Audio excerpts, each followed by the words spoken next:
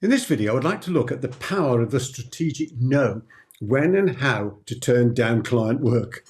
Over my years in business, I've learned that being successful isn't just about gaining clients. It's about having the confidence to occasionally turn them away. Now, I know this may sound counterintuitive, particularly when we're starting out, but making careful choices about which clients to work with can be the difference between struggling and thriving in our businesses.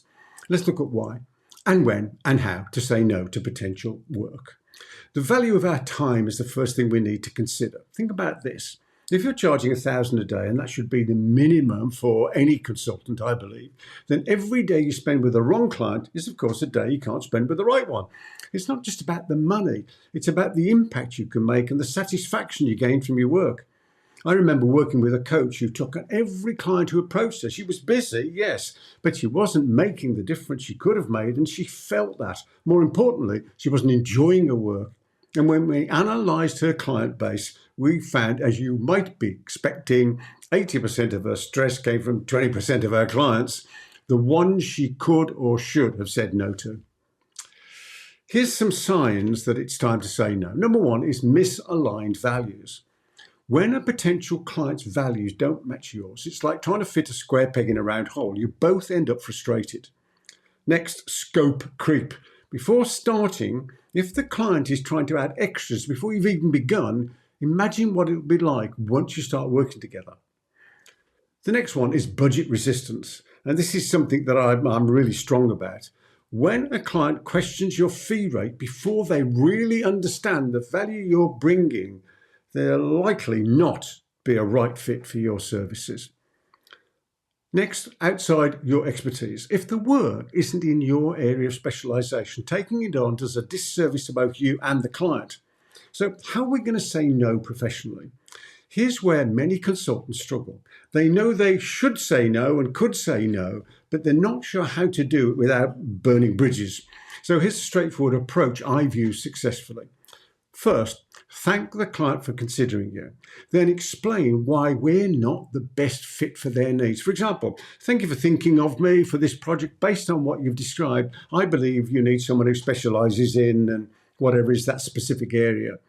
Whilst I could do the work, I usually focus mostly on, and we name our speciality. And because I want to make certain that you get the best possible result, can I suggest that you would speak with, and we give them the name of somebody else that does specialize in exactly what they need. And when we say that, so this person does specialize in what you want. This approach accomplishes a number of things. Firstly, it shows respect for their time and their needs. Secondly, it maintains our professional integrity. And thirdly, often leads to better suited referrals in the future. So let's look at the power of the professional no. When you say no professionally, something interesting happens. Your reputation often grows stronger. People respect consultants who know their worth and their limitation. It positions you as someone who puts client success above their own short-term gain. And you know exactly what I mean by that. It also creates space for better opportunities. Every no to a misaligned opportunity creates space for a better aligned one. It's like clearing the garden of weeds to make room for the plants we actually want to grow. I learned this lesson early in my career. When I turned down a significant project for a client, I felt really awkward about it, and it was a lot of money. But the thing is, it didn't fit with my values, and that's just so important. Only 6 months later, that same client, there was a big change in them and the business, approached me with a different request which did match. And this became one of my highest paid time slots of my whole career. So moving forward, start by being very clear about your ideal client profile, the specific value you deliver, your non-negotiable working terms, the types of projects where you excel, the minimum fee rate you'd ever accept. And then when opportunities come up, measure them against these criteria. If they don't align, be confident in saying no. Remember, you're not just saying no to the wrong work, you're saying yes to creating space for the right work. This is how you build a consulting practice that's not only profitable, but personally fulfilling. Now, the same applies to our marketing effort. When I was very first in business, I created a process in order to minimize response rates.